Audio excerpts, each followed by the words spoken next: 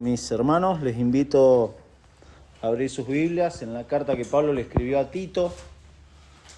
Hoy tenemos la bendición de poder comenzar una nueva serie de predicaciones. Aquellos que nos visitan por primera vez o hace poquito vienen, acostumbramos a predicar sucesivamente diferentes cartas de la Biblia, capítulo por capítulo, o una serie de versículos a través de la misma carta. Así que usted el domingo que viene no se va a sorprender, no lo voy a agarrar de sorpresa, sino que puede seguir leyendo Tito. Tito es una carta muy corta, tiene 3 capítulos, así que la puede leer, en menos de 10 minutos se lee. Si usted tiene unos 10 minutos en su casa libre, léala, porque es de mucha bendición, y hoy vamos a hacer una especie de introducción a esta carta. Vamos a leer los primeros 4 versículos, Tito capítulo 1, versículos 1 al 4. Vamos a esperar a que lo puedan encontrar, la mayoría.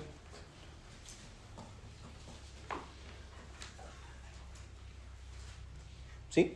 Leemos. Tito, capítulo 1, versículo 1, dice Pablo, siervo de Dios y apóstol de Jesucristo, conforme a la fe de los escogidos de Dios y el conocimiento de la verdad que es según la piedad, en la esperanza de la vida eterna, la cual Dios, que no miente, prometió desde antes del principio de los siglos, y a su debido tiempo manifestó su palabra por medio de la predicación que me fue encomendada por mandato de Dios, nuestro Salvador, a Tito, verdadero hijo en la común fe, gracia, misericordia y paz de Dios Padre y del Señor Jesucristo, nuestro Salvador. Oramos. Señor, damos muchas gracias por esta preciosa carta que tu apóstol Pablo le dejó a Tito, y Tito en extensión la transmitió a la iglesia, y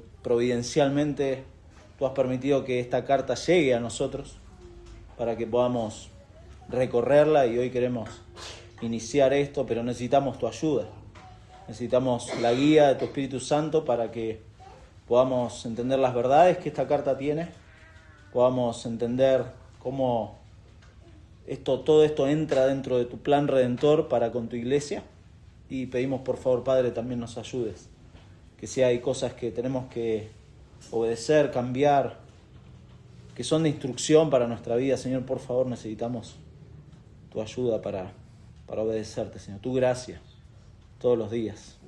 Señor, por favor, ayúdanos, ayuda a tu iglesia, y si hay corazones aquí que no te conocen, Padre, pedimos por favor que también tu Espíritu Santo aplique las verdades del Evangelio para que, Señor, tú los lleves al arrepentimiento y los lleves a creer, por favor, en nuestro grandioso Salvador, nuestro Señor Jesucristo, en cuyo nombre oramos. Amén.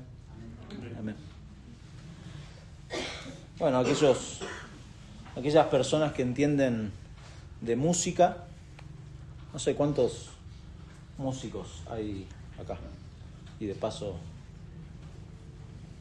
bueno, están tímidos hoy los músicos, está bien. El miedo escénico debe ser. Pero los que entienden de música entienden que yo no es que lo sepan, me puse a buscarlo, hay pentagramas, ¿no? Los pentagramas. Algunos, los que andamos en percusión, nos cuesta mucho eso, porque nosotros golpeamos las cosas, los de la percusión, pero tienen también pentagramas. Y los que tocan diferentes instrumentos tienen su pentagrama, y incluso tienen la nota, la clave de nota, según el instrumento que usan. Por eso ahí está la clave de sol, la clave de fa, la clave de do. Yo la descubrí esta semana, la clave de do. No sabía que tiene un símbolo medio raro. Los que son músicos saben, la clave de do tiene un símbolo raro que no se usa mucho o no se ve mucho, pero sirve para entender, porque es un idioma. Lo que se escribe en los pentagramas es un idioma, es una comunicación, y el que lee el pentagrama entiende lo que tiene que hacer, y es súper interesante. El que no entiende nada es como un idioma, justamente, no entiende nada, y ve esa cosa ahí, y ve símbolos, y decís, bueno, alguien lo debe saber, pero es chino básico. Pero es interesante porque marca la melodía, ¿no?, de una canción, y si alguien le erra en la primera nota, ya toda la canción es un desastre. Pablo acá está marcando la melodía con esta introducción, y es muy importante, muy importante. Escuche cómo Pablo se presenta. Pablo, siervo de Dios y apóstol de Jesucristo, conforme a la fe de los escogidos de Dios y el conocimiento de la verdad, que es según la piedad. Es una frase media rara, pero quisiera esta mañana, a modo de introducción, desglosar estos 4 versículos que vamos a ver, para ver la importancia, porque la introducción que Pablo está haciendo acá, que de hecho es interesante, porque es uno de los saludos más largos que Pablo tiene, en una de sus cartas más cortas. Llama la atención. Pero uno de los saludos más largos, y que tiene una riqueza tremenda, y que tiene una conexión clara, y además una conexión necesaria para todo lo que Pablo le va a decir a Tito en el resto de la carta. Muy importante. No solamente a Tito, sino que Tito tenía que transmitirlo a los creyentes que estaban en esta isla de Creta. En este saludo, como vamos a ver, incluso hay un punto clave que va a determinar toda la idea de la carta. Así que si usted se perdió este día, distraído en otras cosas, se va a perder mucho de lo que significa esta carta de Tito. La melodía. Se va a perder la nota inicial y posiblemente la canción salga fea.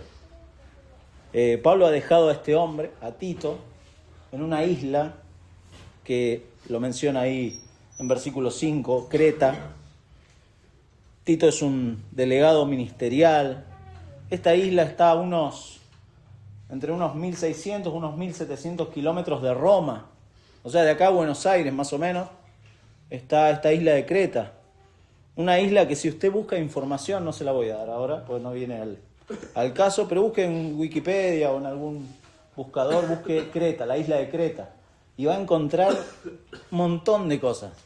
De una isla que es súper pequeña, en el medio del Mediterráneo, y que tiene una riqueza tremenda en lo cultural. A pesar de ser un pequeño territorio, la isla de Creta tiene más o menos el tamaño de Formosa. Más o menos. El tamaño de Formosa, impresionante. Y fue el punto de encuentro de varias culturas. Estaba en el medio del Mediterráneo, muy cerca de las costas de Grecia, y ahí todas las culturas cayeron, y bueno, justamente con la mezcla de cultura, la mezcla del paganismo, la mezcla de atrocidades, ¿no?, del paganismo.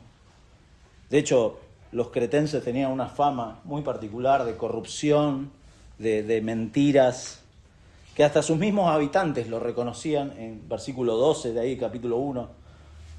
Pablo cita a un poeta de los cretenses y dice que este propio profeta, dice acá, versículo 12, pero la palabra profeta se usaba también para personas que eran inspiradas por los dioses, o sea, los poetas paganos. Y dice, los cretenses, siempre mentirosos, malas bestias, glotones ociosos. No le voy a dar la traducción en argentino, pero podría pensarlo, ¿no?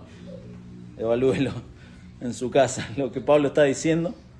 Pero ellos mismos estaban pensando, y ellos mismos reconocían esta característica. Y en este lugar el Evangelio llegó para alcanzar, dice acá, a los que Dios había escogido, y para que esa fe se tradujera en vidas piadosas. Porque siempre, y esto es para marcarlo, siempre el Evangelio produce vidas piadosas. Siempre. Siempre. Vidas enfocadas en agradar al Señor y ser testimonio de lo que Dios hace en un pecador. Por eso el desglose de estos 4 versículos Lo que sencillamente vamos a ver es el compromiso que Pablo tenía, 3 compromisos en particular, y que esto transmite a Tito, esto quiere transmitirle a Tito. En primer lugar, el compromiso con su llamado y con su ministerio. En segundo lugar, el compromiso con el mensaje. Y en tercer lugar, el compromiso en llevar ánimo y consuelo a los creyentes. Repito, el compromiso con su llamado y ministerio, el compromiso con el mensaje y en tercer lugar, el compromiso en llevar ánimo y consuelo a los creyentes. Pablo escribe esta introducción recordando para qué Dios lo ha llamado. ¿Para qué lo ha llamado? ¿Cuál es su compromiso?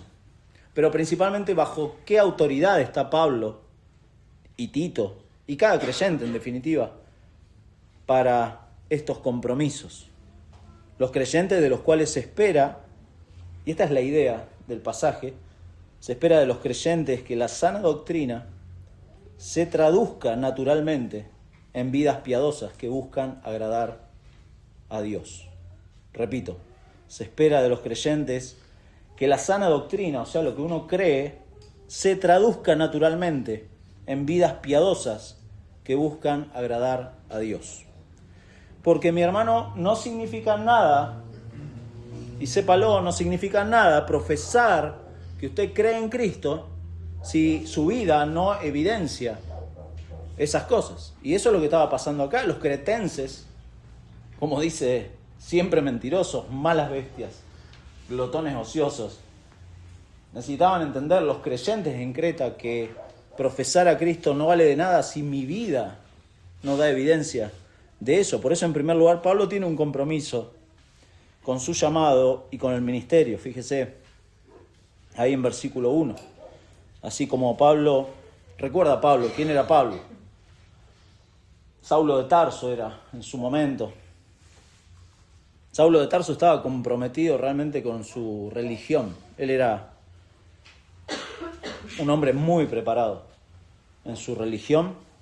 Él mismo dice en Filipenses 3:5 que él fue circuncidado al octavo día de nacido, al octavo día, del linaje de Israel, de la tribu de Benjamín. La tribu de Benjamín era, ellos los de Benjamín se veían como súper santos, ¿no?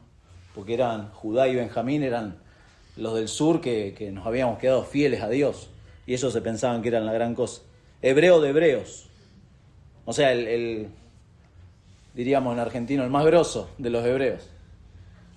Hebreo de hebreos. En cuanto a la ley, fariseo, o sea, formaba parte de una de las sectas más ortodoxas, diríamos, de la religión judía. Este hombre, sin embargo, fue salvado por el Señor. Recuerda ahí en Hechos 9, el Señor lo intercepta camino a Damasco, y la vida de este hombre dio un giro con el solo fin de conocer al Señor y de servirle. Pablo fue realmente, como se presenta acá, se convirtió en un siervo de Dios y apóstol de Jesucristo. Y entonces esto lo comprometió con el llamado y con el ministerio. En primer lugar, siervo de Dios, dice. Siervo de Dios es un título que se usa pocas veces en la Biblia. Se usa la mayoría de las veces en el Antiguo Testamento referidas a Moisés. En el Nuevo Testamento, Santiago se presenta así, en la carta de Santiago se presenta como siervo de Dios. Pablo, acá en Tito, de la misma manera se presenta como siervo de Dios. Pero el punto principal no es Moisés, ni Santiago, ni Pablo, que tuvieran algo especial ellos, sino en la frase de Dios. Ellos son siervos de Dios. Es decir, la autoridad es de Dios y ha sido delegada a ellos. Y Tito, en este caso, como delegado de Pablo, va a necesitar a alguien que le avale. Y eso está haciendo Pablo con esta carta. Le está dando una carta para que frente a las cosas que iba a tener que enfrentar, fíjese en versículo 5. Por esta causa te dejé en Creta, para que corrigieses lo deficiente y establecieses ancianos en cada ciudad, así como yo te mandé. Entonces, Tito iba a necesitar a alguien que lo avale. Y la autoridad de Pablo, delegada por Dios, era esa forma. Siervo de Dios y apóstol de Jesucristo. De nuevo, sencillamente apóstol es alguien que ha sido enviado. Y Pablo reconoce que ha sido enviado por Dios. Tampoco acá hay un énfasis en el título, sino en aquel que envía, que es Jesucristo. Ese es el énfasis. Entonces, la importancia del llamado de Pablo y la importancia de cualquiera que es llamado al ministerio no radica en sus títulos. ¿Qué títulos tiene usted? Sino que radica en la autoridad de Dios sobre el ministerio. Por eso el compromiso de Pablo. Pablo se compromete no por sus títulos, sino por quién lo llamó y quién lo manda. En este caso es Dios y el Señor Jesucristo. Y Tito necesitaba este aval que le va a acompañar para enseñar con la misma autoridad. Tito necesitaba eso. Como dice en versículo 11, va a necesitar esta autoridad para tapar la boca de los que se oponen. Versículo 14, para no atender fábulas judaicas. Y fíjese, en capítulo 3, versículo 9, va a necesitar esta autoridad para evitar las cuestiones necias y genealogías y contenciones y discusiones. Va a necesitar esta autoridad para enfrentar, como dice el versículo 10, a estos hombres que causan divisiones y que después de una y otra amonestación necesitan ser desechados. Entonces imagínense, ¿no? Un hombre que está llegando a diferentes iglesias que están muy desordenadas, necesitan autoridad. Y la carta de Pablo a Tito es eso. Sirve de eso, para decir, bueno, esta gente necesita un orden y necesitan la autoridad de este delegado. Por eso el compromiso con el llamado y con el ministerio es por causa de aquel que llama, de aquel que autoriza el ministerio. Ahora, esto es bueno preguntarnos, ¿cómo vemos la iglesia y cómo vemos el ministerio? Los cristianos, cada uno de nosotros. ¿Quién tiene la centralidad y la relevancia en todo lo que hacemos? El pastor, ¿no? O ciertos líderes. No, la relevancia y la centralidad de la iglesia la tiene aquel que llama y aquel que autoriza el ministerio. Es decir, Dios y nuestro Señor Jesucristo es aquel que llama y aquel que autoriza. Por eso Pablo está comprometido no solamente con su llamado y ministerio, sino también, fíjese, en la evangelización, en la edificación de los creyentes. Ahí en versículo 1, la segunda parte, dice, conforme a la fe de los escogidos de Dios y el conocimiento de la verdad, que es según piedad. Ahora vamos a explicar, parece un trabalengua, pero lo vamos a explicar. Quizá tiene alguna otra versión que es más clara, pero a veces las versiones más claras no clarifican, confunden. Por eso hay que tener cierto cuidado, porque las palabras que usa Pablo acá son puntuales y específicas para esto que quiere explicar. Acá Pablo está detallando su filosofía de evangelismo. ¿Por qué? ¿Cómo es que hace evangelismo?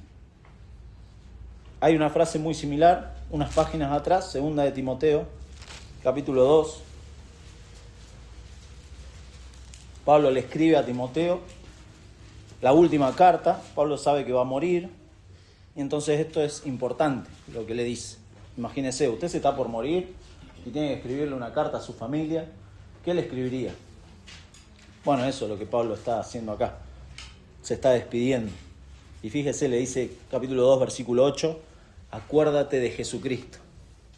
Eso es lo más importante. Acuérdate de Jesucristo, del linaje de David, resucitado de los muertos, conforme a mi evangelio. Esto lo explicamos la otra vez. Pablo tenía un sentido de pertenencia con el evangelio, era suyo, lo había abrazado de tal forma que era suyo, conforme a mi evangelio, en el cual sufro penalidades, hasta prisiones a modo de malhechor, mas la palabra de Dios no está presa.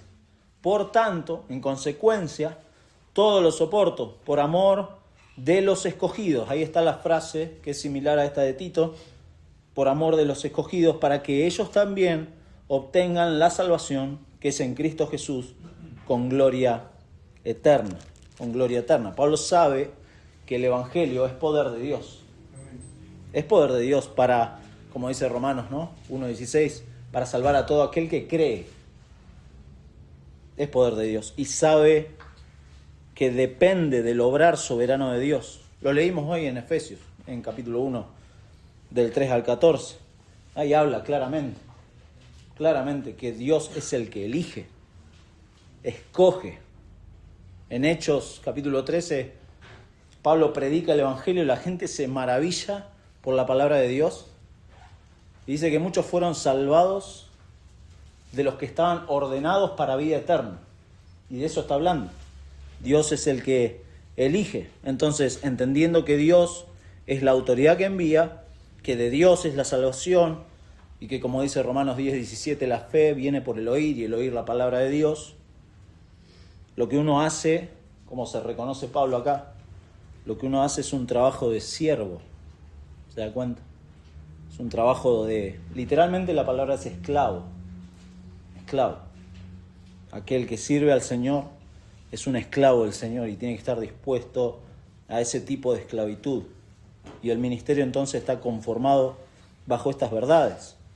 Ahora, ¿qué significa esta frase que Pablo dice? Conforme a la fe de los escogidos de Dios y el conocimiento de la verdad que es según piedad. Usted sabe. Voy a hacer lo que hizo Dardo el domingo pasado, voy a empezar a preguntar.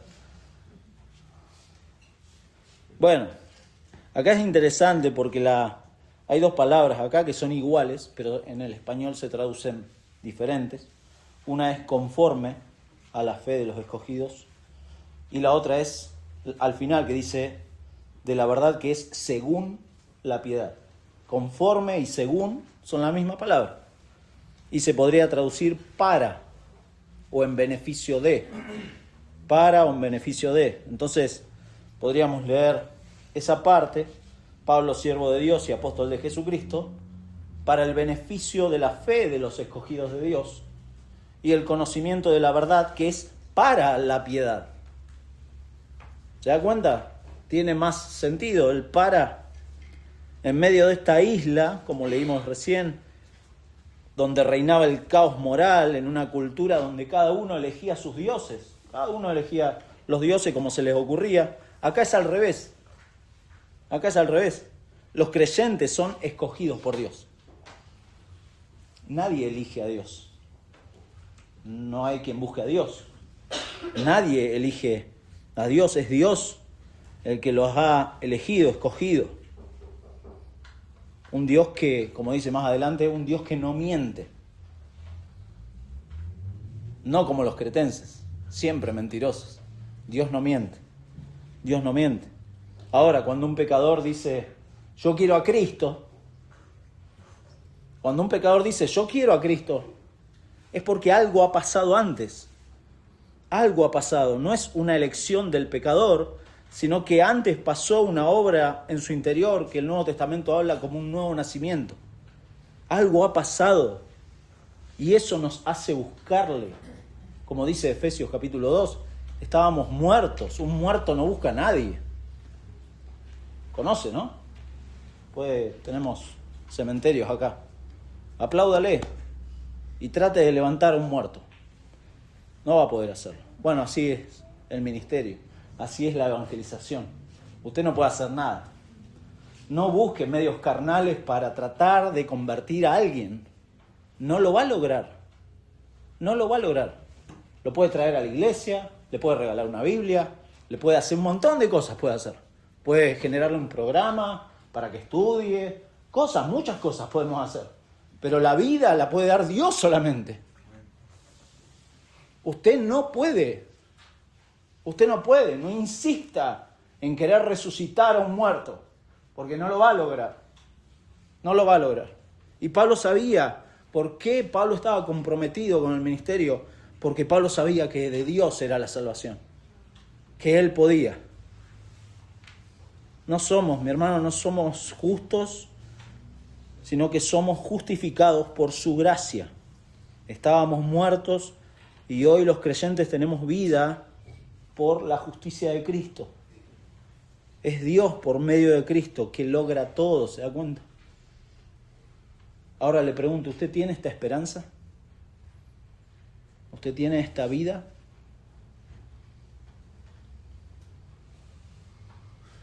¿Dios ha hecho eso en usted? Ahora, ¿cómo se ve? Que esto es lo que Pablo va empezando a avanzar. ¿Cómo se ve la realidad de la vida del creyente? Bueno, va a la iglesia, lee la Biblia, ora.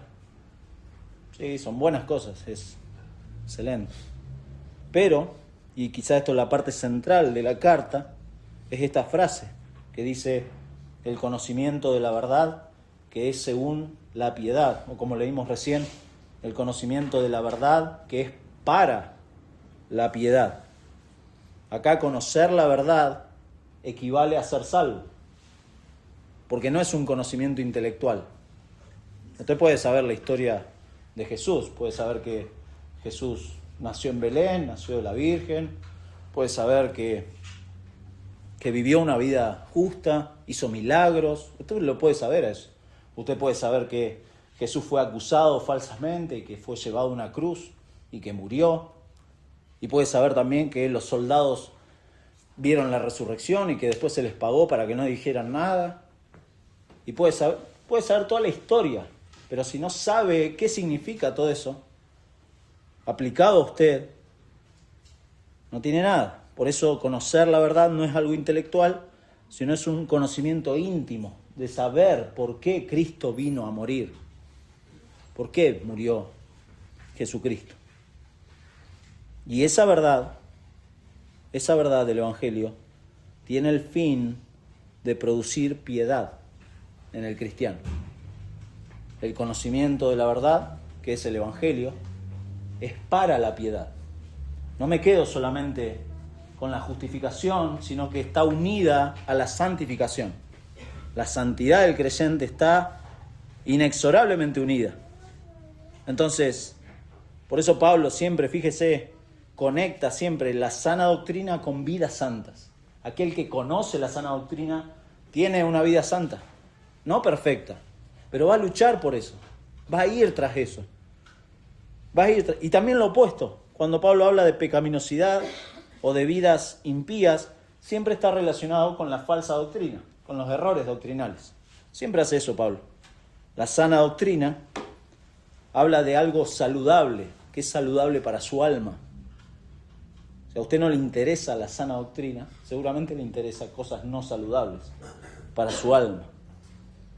Y la sana doctrina siempre habla de salvación y santificación, todo junto. Por eso Pablo le va a decir a Tito, capítulo 2, versículo 9, le habla a los siervos, de cómo se tienen que comportar los siervos con sus amos. Y en versículo 10 dice, para que en todo adornen la doctrina de Dios nuestro Salvador.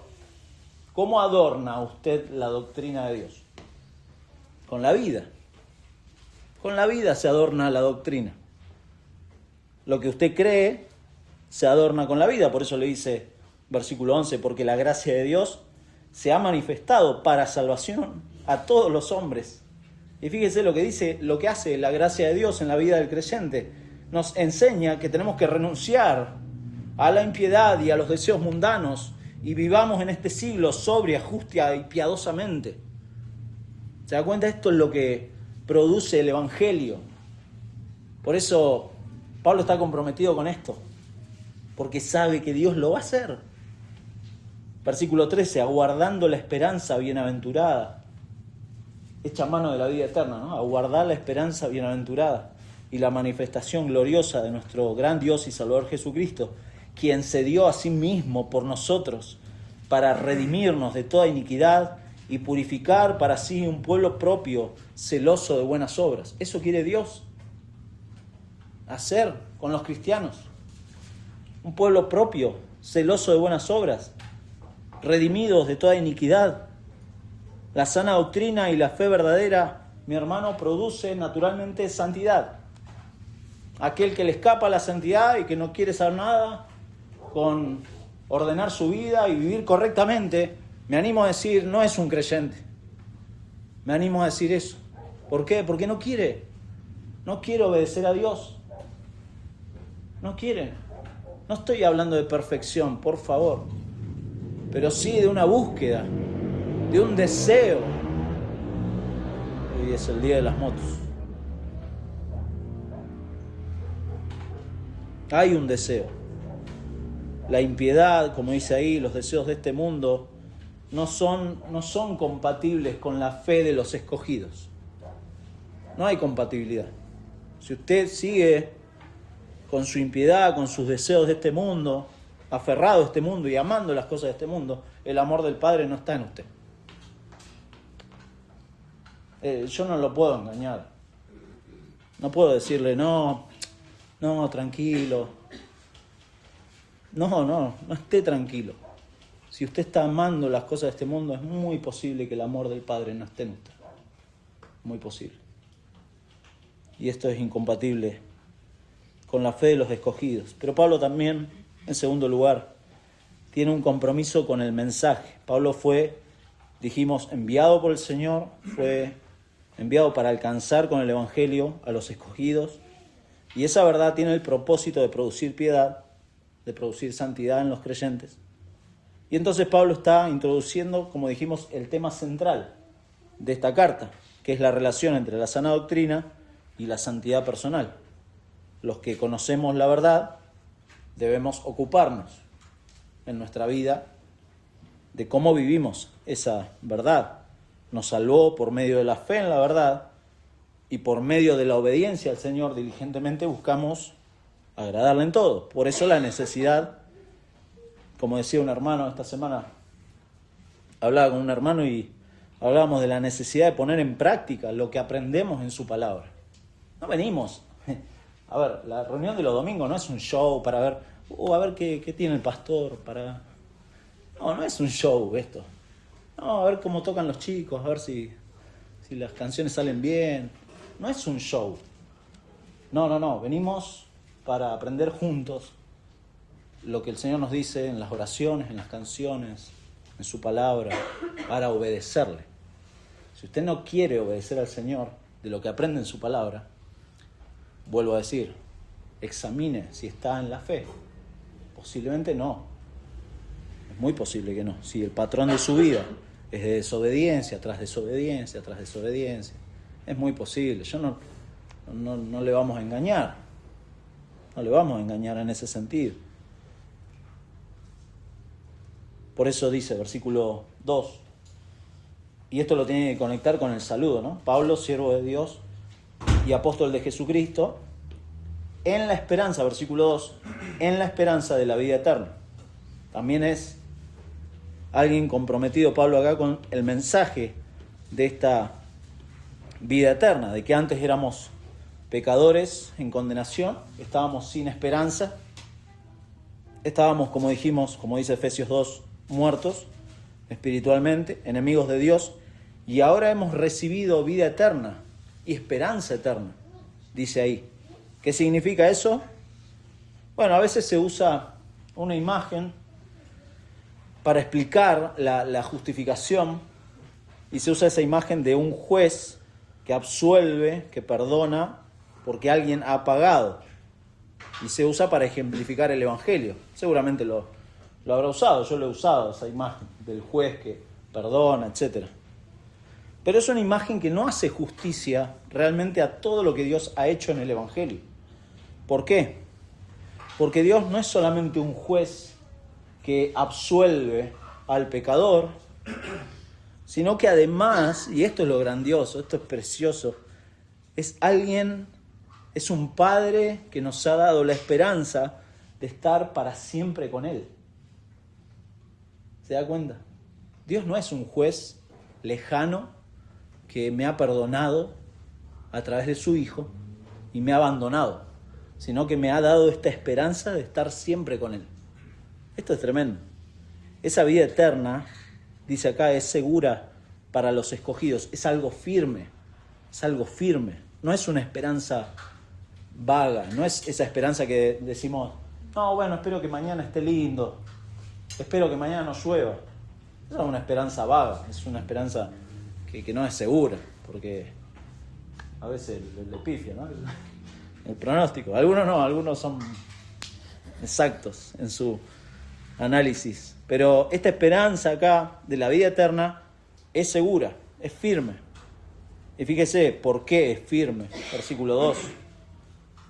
En la esperanza de la vida eterna, la cual Dios, que no miente,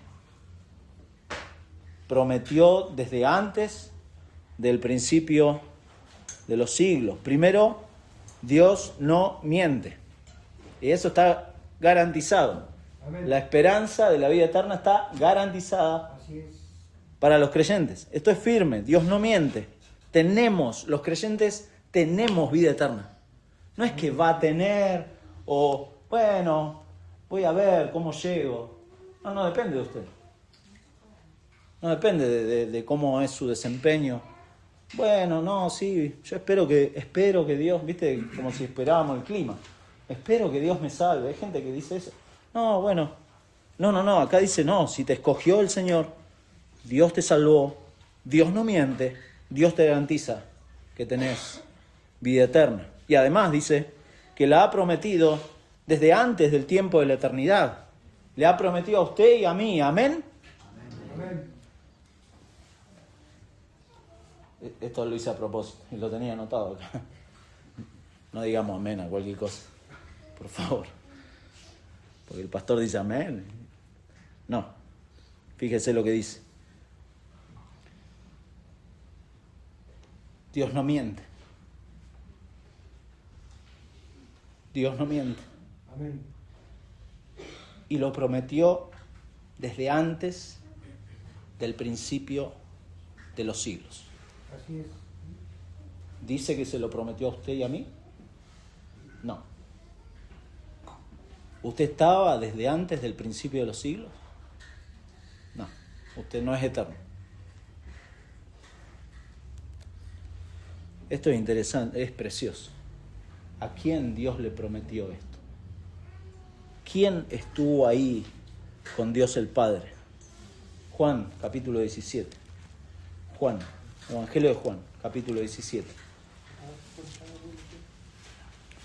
Versículo 1. Si no lo encuentran, no se preocupe. Se los leo. Juan 17, versículo 1 dice: estas cosas habló Jesús. Esto fue antes del arresto, antes de que fuera a la cruz. Estas cosas habló Jesús y levantando los ojos al cielo dijo: Padre, la hora ha llegado. Glorifica a tu Hijo para que también tu Hijo te glorifique a ti.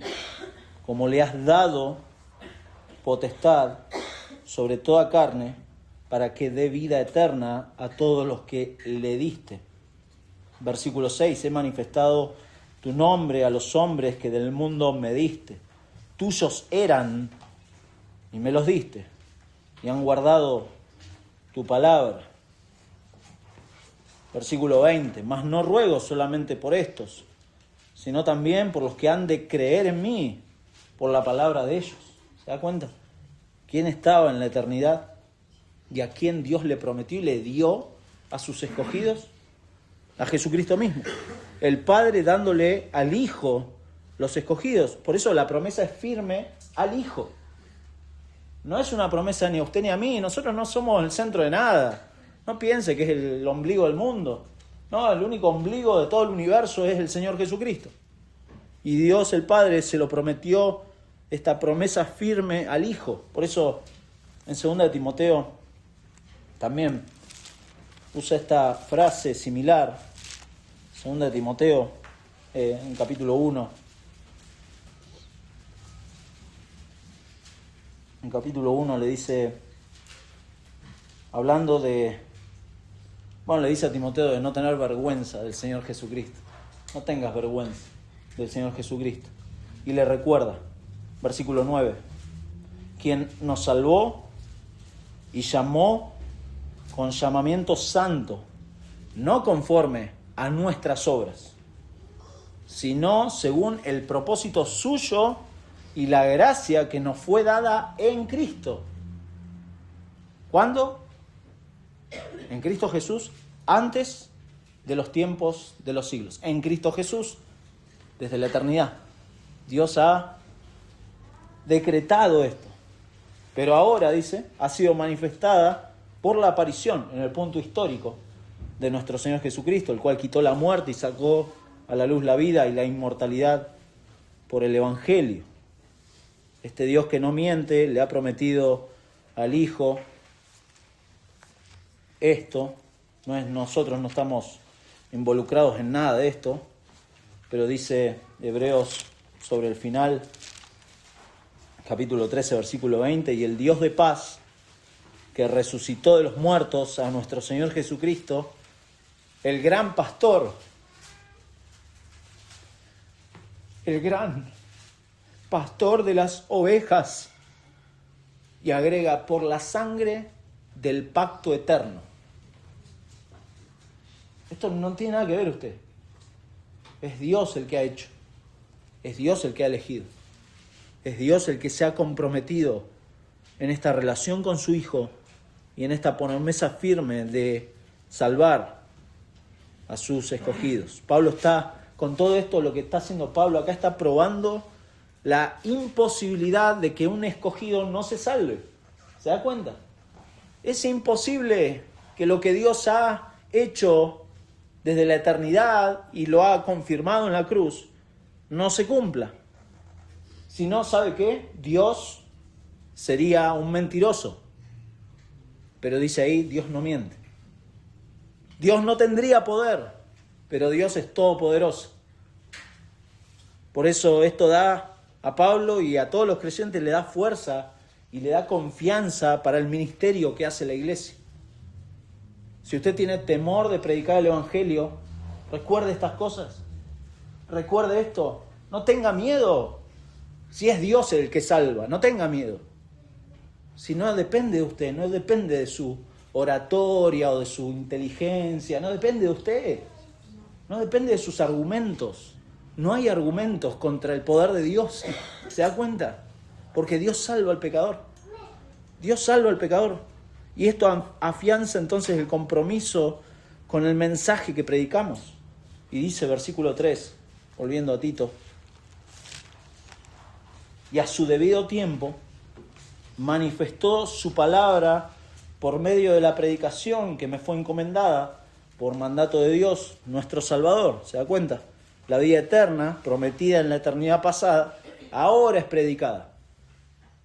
En el tiempo histórico en donde apareció Cristo y después fue llamado Pablo, fue ocultada hasta su debido tiempo, dice. El tiempo de Cristo en la tierra. Ahora ha sido manifestada su palabra, el mensaje del Evangelio, el nuevo pacto, el verbo hecho carne, como dice Efesios 3:9, el misterio ha sido revelado. Tremendo.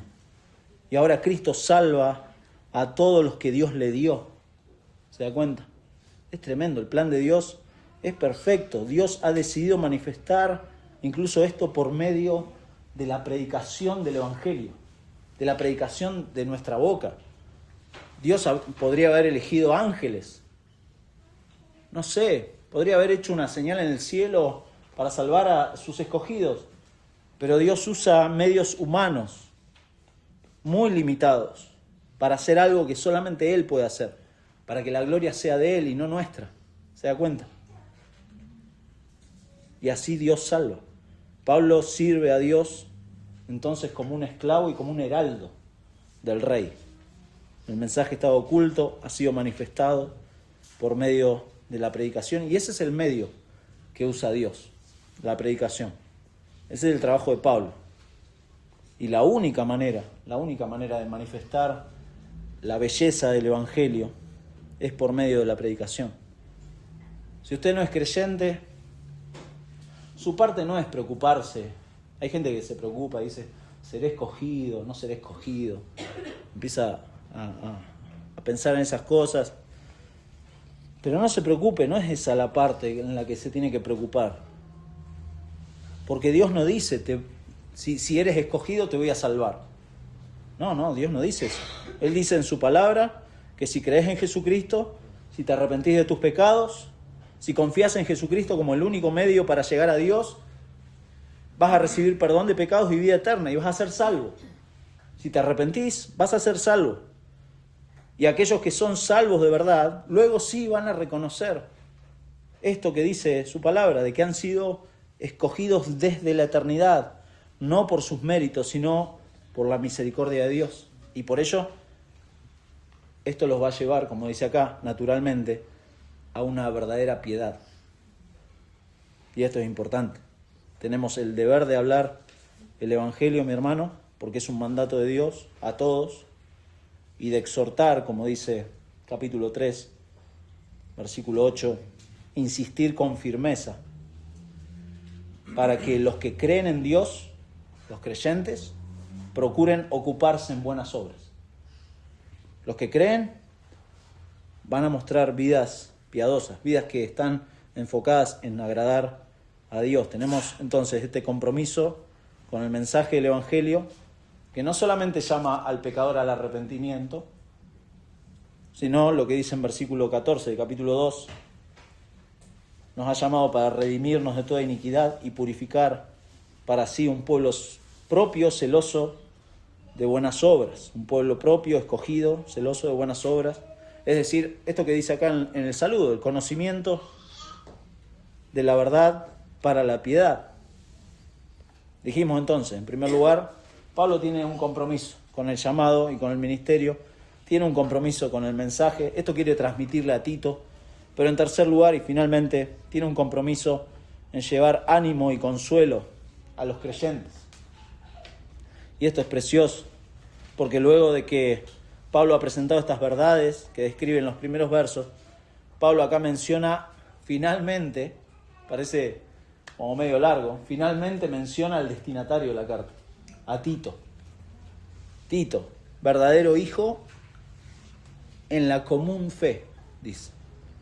Bueno, verdadero es alguien legítimo, fiel, sincero.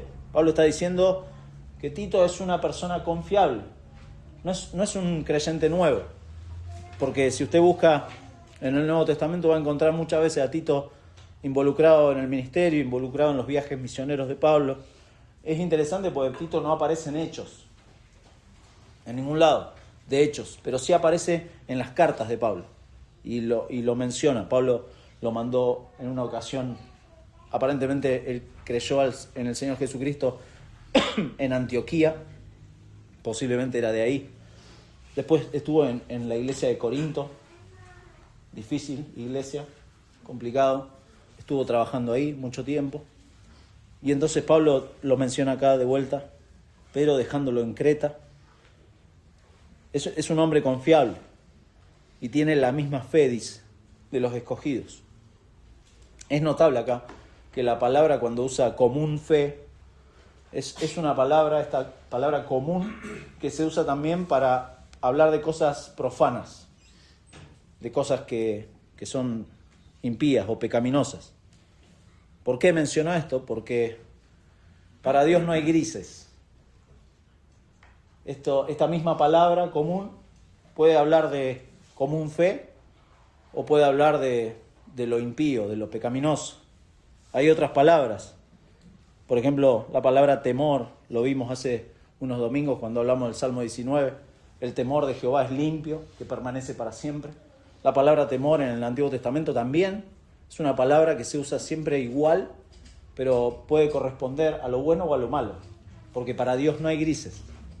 Y eso es precioso.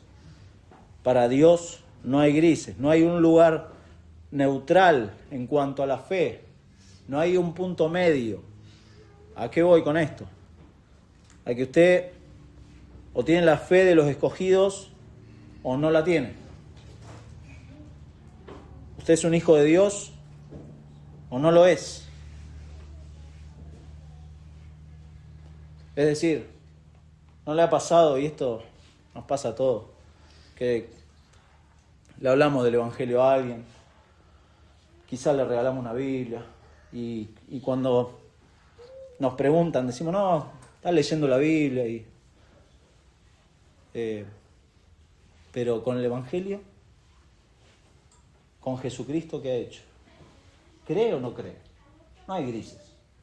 No hay un limbo ahí, un punto medio en donde una persona se mantiene neutral con Dios.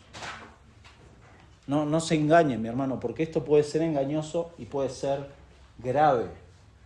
Porque muchas veces en las iglesias hay personas que se acostumbran a la cultura cristiana.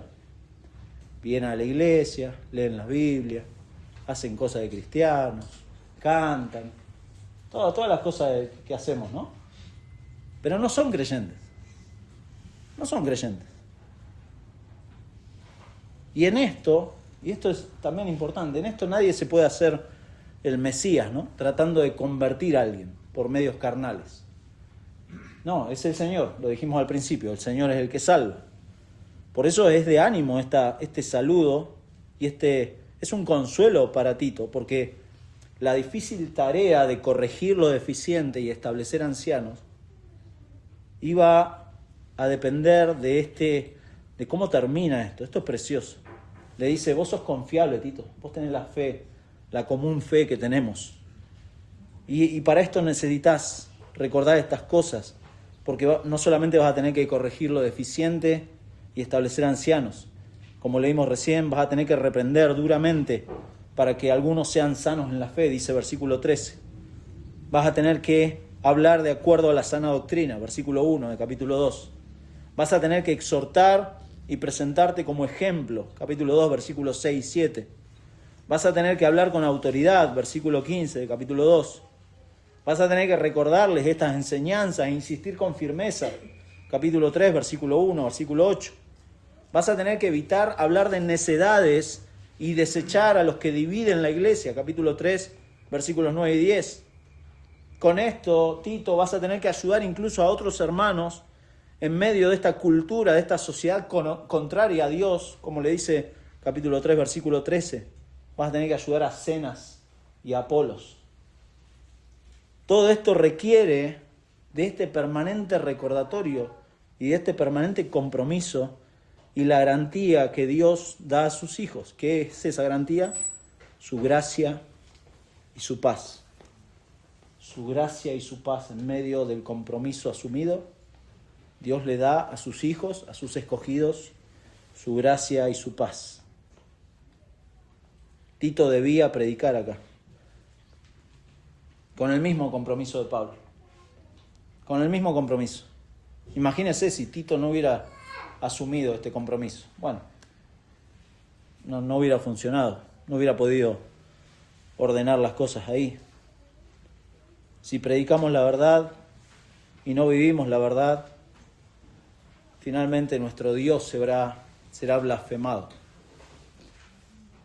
Y tristemente, la doble vida de los creyentes, creo que hoy es el argumento más fuerte que los incrédulos tienen contra el Evangelio. La iglesia debía vivir de tal forma que la palabra de Dios no sea blasfemada. ¿Cómo vive usted? Sea honesto delante de Dios. ¿Cómo está viviendo? ¿Es creíble su testimonio? ¿Su testimonio es creíble? ¿Es usted una persona confiable? Dios le ha confiado a la iglesia la verdad para predicarla.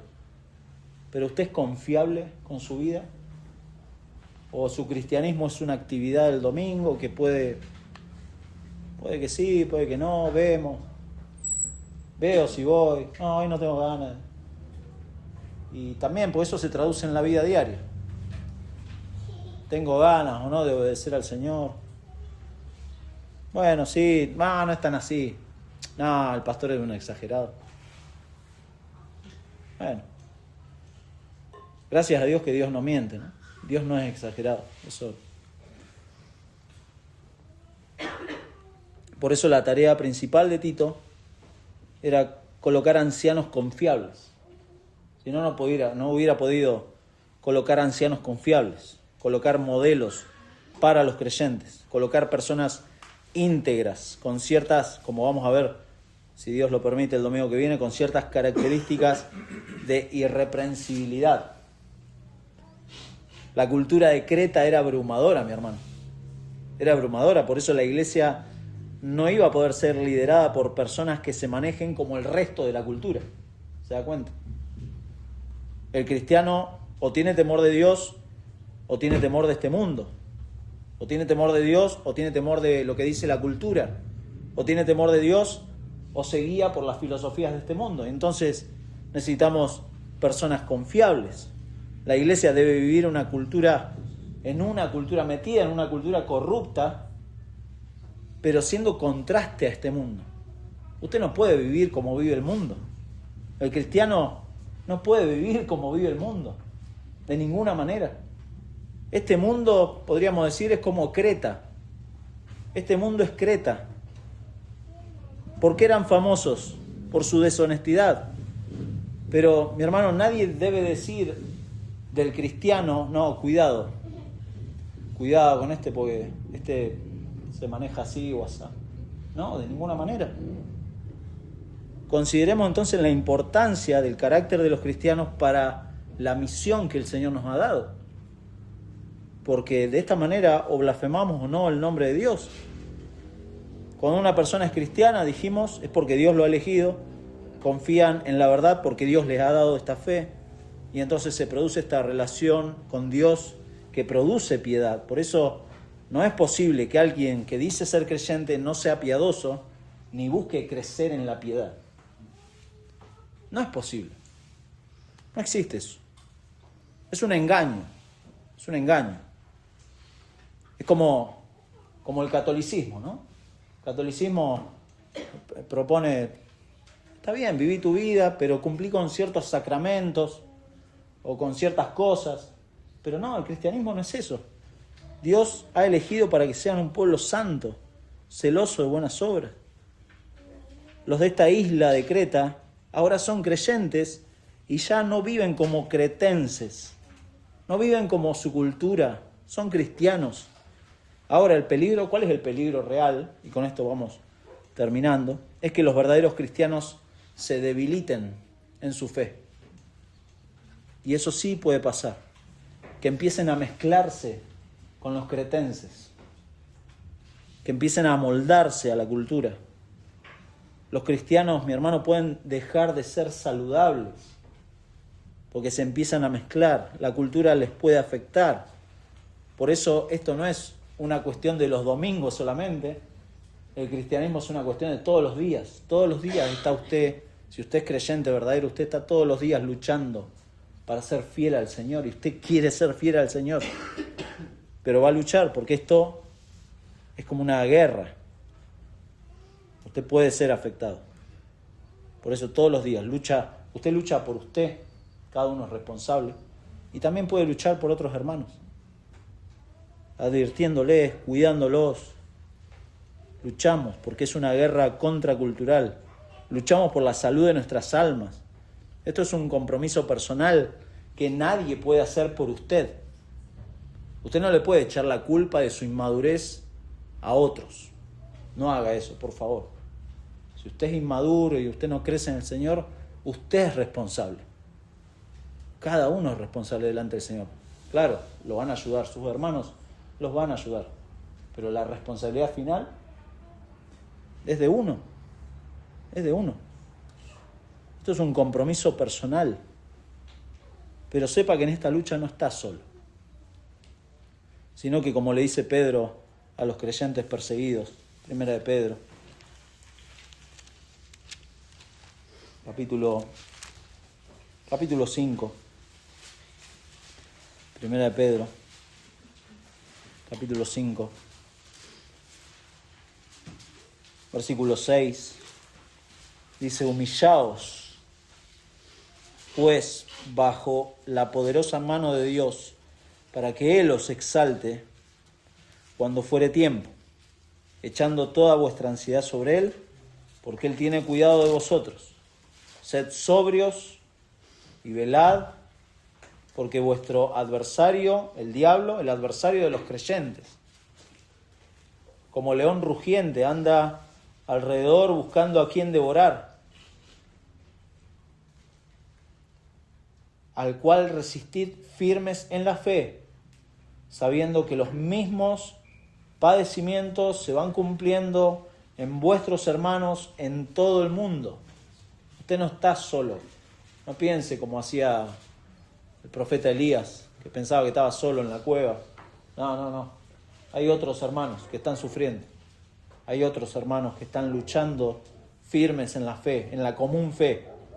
Mas el Dios de toda gracia, que nos llamó a su gloria eterna en Jesucristo, después que hayáis padecido un poco de tiempo, Él mismo os perfeccione, afirme, fortalezca y establezca. A Él sea la gloria y el imperio por los siglos de los siglos. Amén. Estos hermanos que Pedro le escribe no estaban sufriendo cualquier cosa, estaban sufriendo por ser cristianos, por su identidad de cristianos. No estaban sufriendo porque, no sé, no le daban el bono de ANSES no, estaban sufriendo por su identidad, estaban perdiendo su trabajo, estaban siendo aislados por sus familias, estaban siendo martirizados. Y Pedro no les soba el lomo y dice, no, ya va a pasar, hermano. No, sean sobrios y velad, porque el diablo se los quiere devorar. Resistan, firmes en la fe, sabiendo que hay otros hermanos que también están sufriendo por la fe. Así que sigan firmes. Claro, nosotros no tenemos el mismo ministerio de Pablo, pero sí tenemos la misma carga de presentar el Evangelio, tenemos la misma responsabilidad de predicar, tenemos el mismo deber de que estas verdades transformen nuestra vida y mostremos vidas piadosas. ¿Por qué? Porque Él ha derramado su gracia y nos ha reconciliado consigo mismo. Por esa razón. Por eso podemos decir, yo tengo paz con Dios. Yo tengo paz con Dios. Yo lo puedo decir. Pero si solo usted se está informando de estas cosas y no está dispuesto a crecer, ni quiere crecer y no está creciendo en la fe, algo está mal. Si pasan los años, mi hermano, y no crece en madurez y en el temor de Dios, algo está mal. Algo está mal. Y Pablo nos va a animar, por medio de esta carta, a considerar esto, que la sana doctrina está unido necesariamente a una vida de piedad. Y que los que no creen también escuchen que solamente en Jesucristo alguien puede recibir esa gracia abundante, que luego sí va a producir paz con Dios. Sin Jesucristo usted no va a tener paz con Dios, porque Cristo es el único medio para llegar a Dios el Padre. Que el Señor sea glorificado por la exposición de su palabra los siguientes domingos, que vamos a ver esta preciosa carta. ¿Sí? Vamos a orar. Señor, te damos muchísimas gracias de nuevo por la misericordia que has tenido para con enemigos tuyos. No te buscábamos porque no podíamos. Estábamos muertos en nuestros delitos y pecados. Nos deleitábamos en eso. Y sin embargo has tenido esta gracia abundante para traernos hacia ti, Señor, y hoy ser parte de estos que tienen la común fe de los escogidos tuyos, Señor. Gracias, porque solamente a ti en tu mente y en la eternidad pensaste en nosotros, pensaste en tu iglesia. Señor, gracias por Jesucristo, porque hoy podemos reflexionar en esto, ver esta mesa, ver estos símbolos, Señor, y considerar el gran amor que nos has tenido al enviar a tu Hijo para morir por nuestros pecados. Gracias porque no solamente nos has informado de una historia, Señor, sino que has revelado a nuestros corazones y a nuestra mente el significado de la muerte de Cristo, Señor. Gracias por este gran amor. Gracias porque lo sigues haciendo. Gracias por usarnos. Señor, es un privilegio poder hablar de Jesucristo y ver y celebrar junto con los ángeles la salvación de aquellos que creen, Señor.